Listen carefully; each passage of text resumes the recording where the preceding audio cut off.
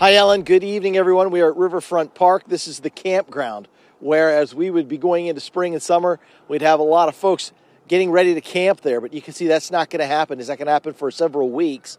You might be able to make out the tops of those grills just sticking out over the top of the water. The playground equipment submerged in the water, and that water stretches all the way back toward the train tracks, but not at the top of the train tracks. That's where it was back in '93 for the historic flood.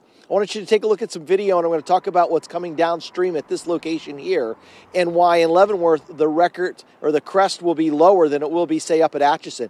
Atchison's one of those areas that's not benefiting because of those levee breaks up north in northwest Missouri and parts of Iowa and Nebraska. That's where the water's flowing out and will be deeper there because those levees were breached up north. The water level down here slightly lower, and that's why you're seeing a lot of debris in that video flowing down.